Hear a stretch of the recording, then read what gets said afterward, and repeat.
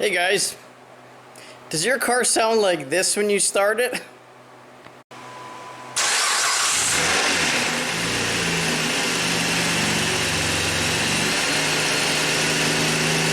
That little rattle you hear when you first turn the key and the engine cranks over, that's the timing chain rattling because it's loose. So this is what's happening inside the engine. Here's your main primary timing chain tensioner. Everything's laid out in this fashion. Now this guy here is actually oil pressure driven, so when your engine is running, it actually pushes oil pressure through that little check ball, pushes on the back of this arm, and tensions your timing chain. Now the issue that you have is when this starts to fail, it actually usually more so noticed when the car has been parked for a while, and the longer it sits, the more oil that bleeds out of this, and it slowly backs off. So next time you start the vehicle, this is slightly loose. So that's when you first start it up and you hear that rattle sound. A major flaw that Chrysler made. Huge. So a company by the name of Marrin actually formed a solution for this problem. MSB02 tensioner arm stop block and RCB. Very simple device, and it actually just goes onto the back of the tensioning arm like that, and these two holes here actually just bolt onto the side of the cylinder head.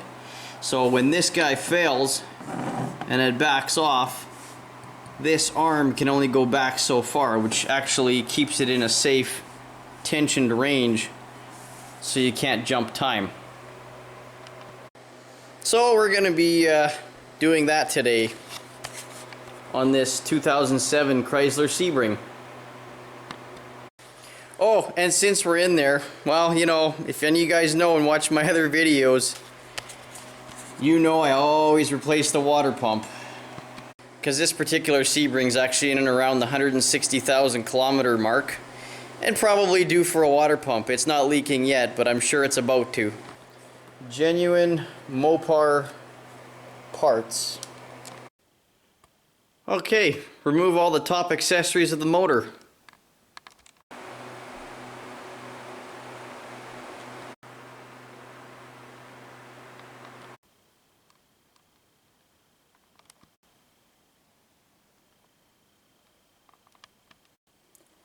Okay, get this puppy in the air, and you want to get this belt off here.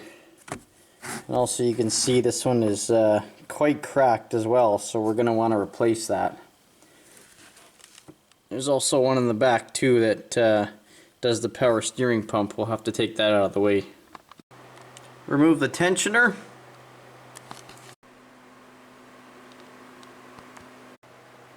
Okay, so now that you've got the belts off, the tensioner off, crank balancer off, there's a bunch of little bolts all the way around you need to remove.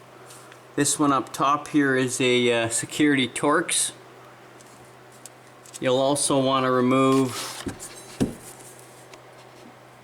this access plug and that access plug, and then you'll want to take off these motor mount bolts. But before you do those two motor mount bolts, you need to take off the top part.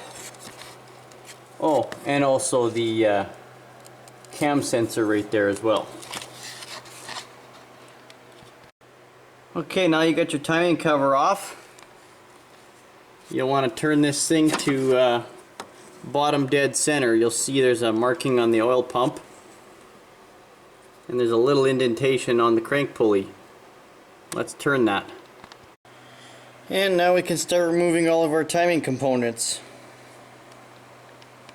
We're eventually going to have to get to the back here and get this power steering pump out of the way so we can access the access port for the primary timing chain tensioner. Right there, which you can see is totally maxed out.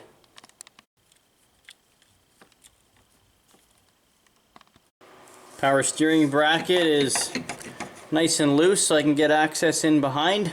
And since I'm in here and that far,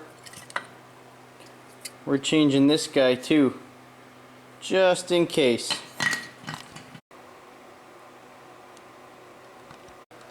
Gonna change the crank pulley as well. Put your 3-jaw puller on there and give her.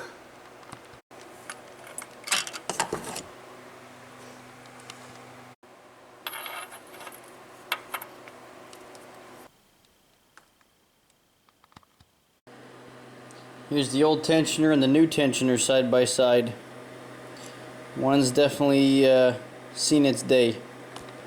So I've got two timing guides that go in the top here, just tight up against this part of the head. There's a bolt up high, and then 2 bolts on either side that actually go through the water pump.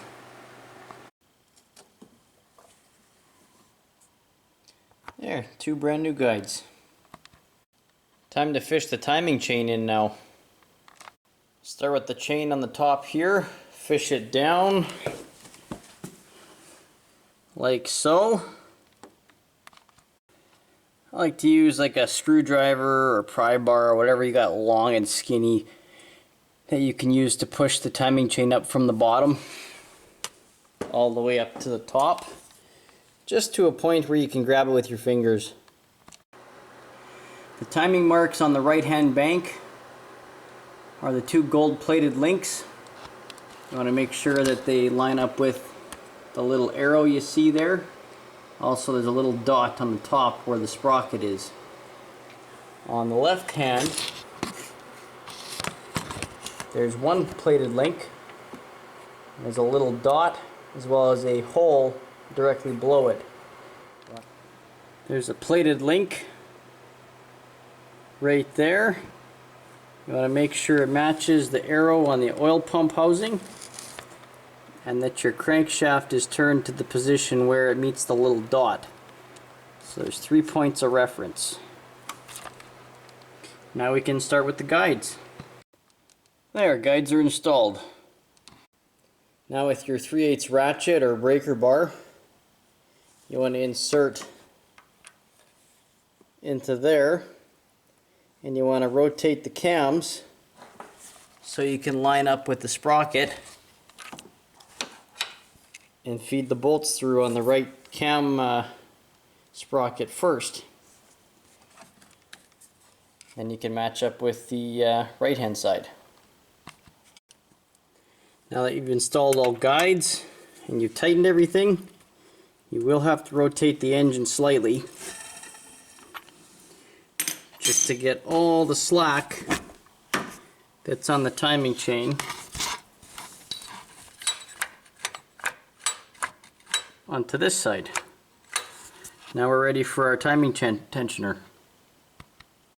Okay, so the easiest way I've found to do this is get everything timed up with all the guides in.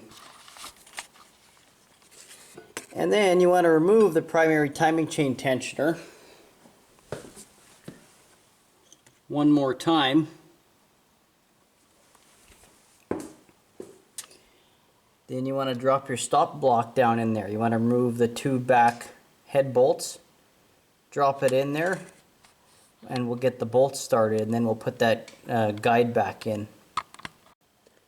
Now you want to arm the timing chain tensioner, and well, I like to do a crank test just to make sure everything is happy before I put it all back together and then find out there's an issue.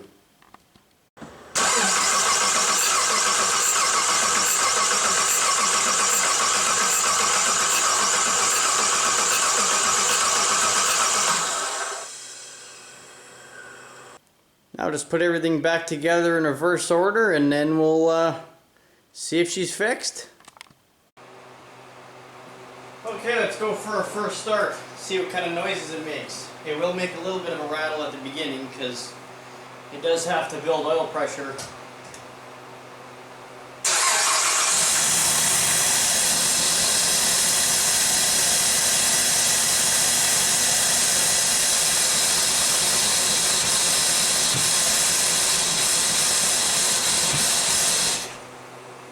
Move.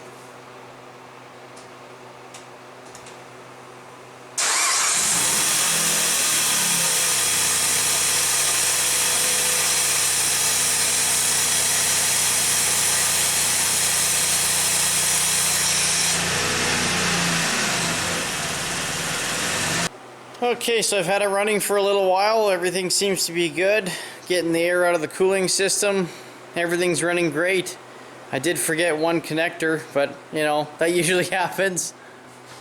I forgot this one connector. I actually had it loosely just basically on there but not clipped in, and that set a whole whack of codes and caused it to run kind of funny. So it's amazing what happens when you just forget one little connector. Other than that, we're all good to go. So I gotta finish up a few other things on this car, obviously, to get it ready for the road, but that takes care of the engine problem. No more loose timing rattle. That's just great. Nice and quiet. Now I don't have to worry about this thing jumping time in the future while we're driving around.